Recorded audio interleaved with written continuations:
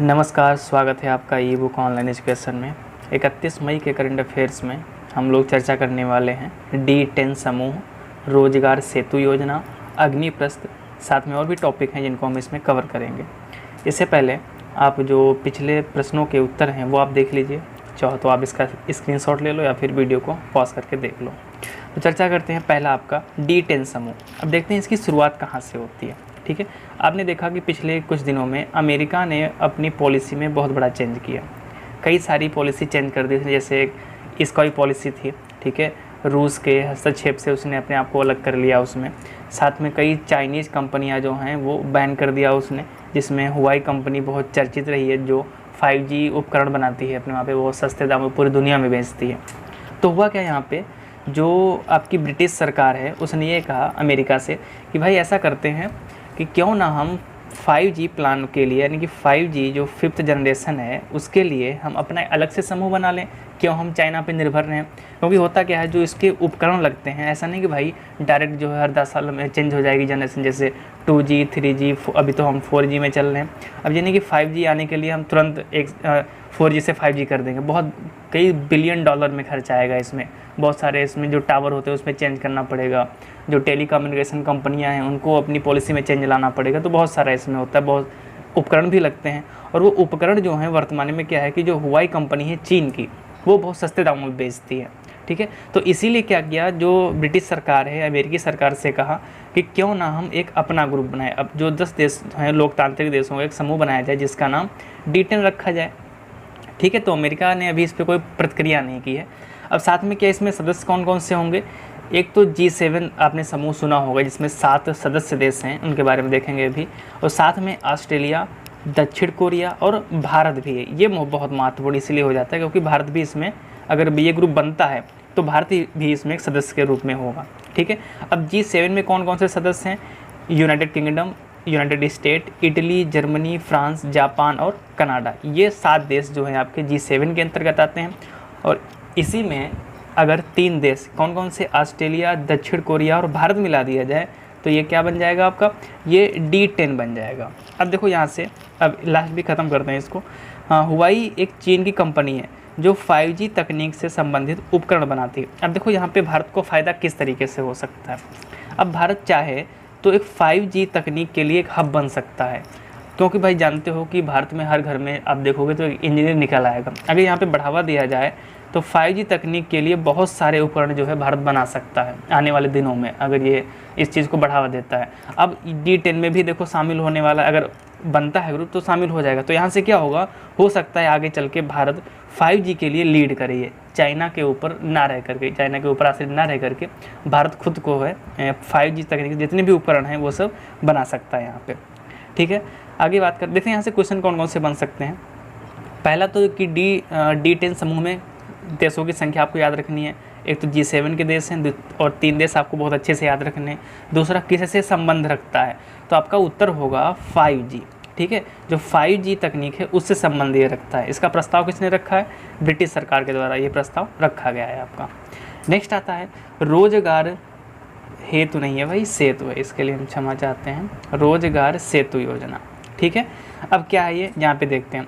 मध्य प्रदेश सरकार द्वारा कुशल श्रमिकों के लिए इसकी शुरुआत की गई। आपको पता है कि जो मज़दूर हैं उनका पलायन बहुत बड़ी संख्या में हो रहा है। लगभग 90% जो मज़दूर हैं, जो प्रवासी मज़दूर हैं, वो अपने गृह राज्य को जा चुके हैं, यानी कि अपने घरों को जा चुके हैं। तो इसके लिए बहुत हर राज्य को दिक्कत ये है कि भाई अगर ये किसी दूसरे राज्य से वापस आ रहे हैं तो इनको रोज़गार कैसे मुहैया करा जाए इतनी बड़ी संख्या में। जैसे आपने देखा कि कुछ दिन पहले योगी सरकार, यानी कि उत्तर प्रदेश सरकार ने एक बिल पास किया, उसमें ये कहा कि अगर किसी राज्य को हमारे राज्य के मजदूर चाहिए तो सबसे पहले क्या करना पड़ेगा, आपको राज्य सरकार से परमिशन लेनी पड़ेगी। ऐसा क्यों किया, क्योंकि आप देख रहे हो कि चाहे महाराष्ट्र सरकार हो, चाहे गुजरात सरकार हो, चाहे भारत की कोई भी किसी भी राज्य की सरकार हो, तो भाई सबसे ज़्यादा जो संख्या है वो उत्तर प्रदेश की है। तो सीधी सी बात है, उत्तर प्रदेश के श्रमिक ही हर राज्य में काम करने जाएंगे। तो उनकी हुई असुविधा को देखते हुए ऐसा राज्य सरकार ने फैसला लिया कि अगर अब मजदूर चाहिए, आपको श्रमिक चाहिए, तो क्या करना पड़ेगा, परमिशन लेनी पड़ेगी।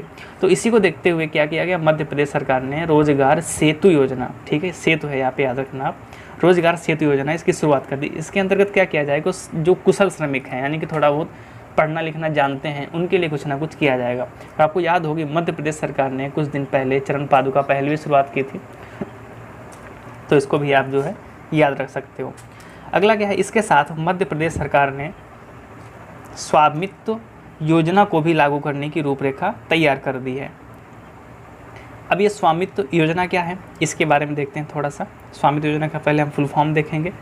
क्या है, survey of villages and mapping with improvised technology in village area. इसका फुल फॉर्म याद रखना बहुत इंपॉर्टेंट है। अब यह है क्या, इसका जो मुख्य उद्देश्य है वो यह है कि ग्रामीण क्षेत्रों में राजस्व संग्रह करने में मदद करेगा। ये जो लोग टैक्स नहीं दे रहे हैं ग्रामीण क्षेत्रों में, चुंगी वगैरह, उनके लिए जो है ये स्वामित्व योजना चालू की गई है।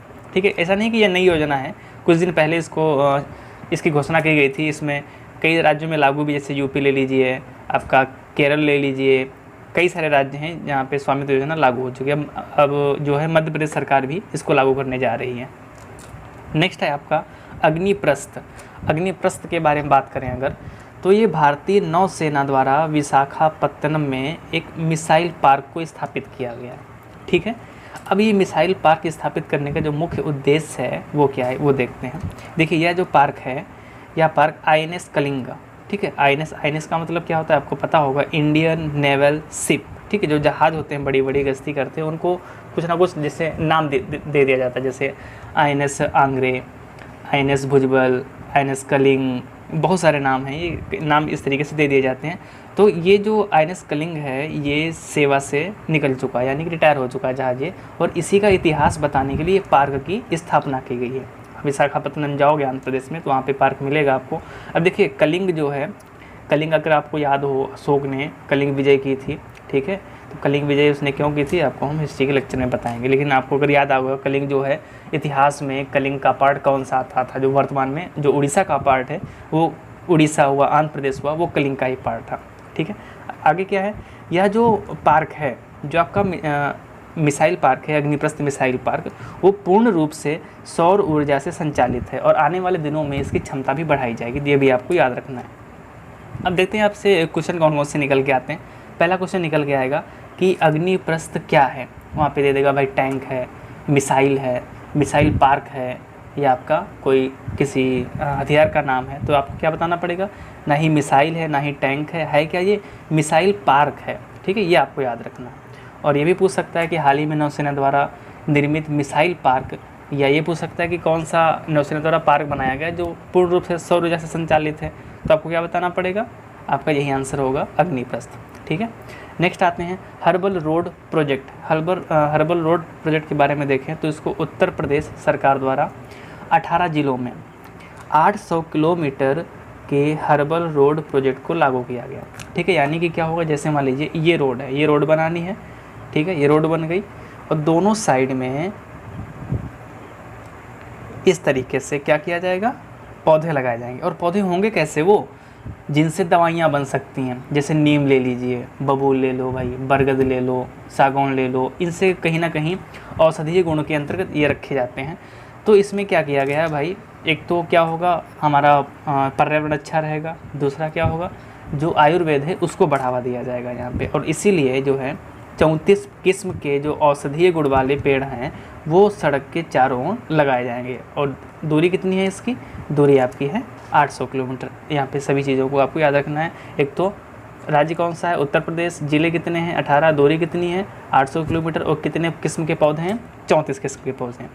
अभी कुछ हफ्तों में जो उत्तर प्रदेश चर्चा में रहा, क्यों चर्चा में रहा इसको देख लेते हैं। सबसे पहला, वर्चुअल कोर्ट के अंतर्गत सुनवाई करने वाला पहला राज्य उत्तर प्रदेश।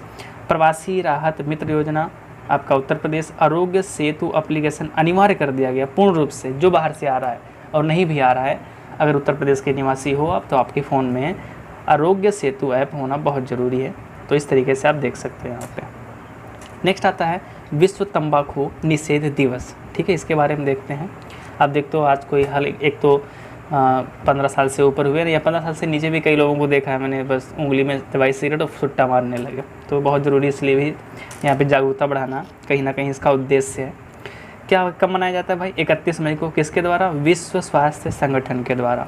ठीक है, तंबाकू से होने वाले नुकसान को देखते हुए विश्व स्वास्थ्य संगठन ने 1987 में इसे मनाने की अपील की। ठीक है। जो इस साल की इसकी थीम है युवाओं की सुरक्षा, युवाओं की सुरक्षा, ये इसकी थीम है, याद रखना, मोस्ट इम्पॉर्टेंट आपका है यहाँ से, ठीक है। एक सर्वे किया WHO ने, उस सर्वे में निकल के आया कि जो 15 से 24 साल के बच्चे हैं, यानी कि 15 से 24 साल के बच्चे हैं, उनमें से 17% बच्चे नशे की लत है उनको। यानी कि अगर 100 बच्चे हैं 15 से 24 के बीच में, चाहे वो 16 का हो, चाहे 20 का हो, चाहे 23 का हो, 100 में से 17 लोग बिना नशे के नहीं रह सकते, उनको सुट्टा चाहिए ही चाहिए, ठीक है। तो ये इसीलिए कहीं ना कहीं ज़रूरी हो जाता है कि लोगों को जागरूक किया जाए भाई कि किस तरीके से आप अपनी ज़िंदगी तंबाकू के सेवन से बर्बाद कर रहे हो। आज के प्रश्नों के बारे में चर्चा करें तो पहला प्रश्न आता है, न्यू डेवलपमेंट बैंक के नवीनतम उपाध्यक्ष कौन है। सेकंड आपका आता है, हाल ही में चर्चित अजीत जोगी किस क्षेत्र से संबंध रखते हैं। थर्ड है, नियर टू रियल टाइम हाल ही में किसके द्वारा जारी किया गया। नंबर 4 पे आता है, PK नायर हाल ही में चर्चा में क्यों आए।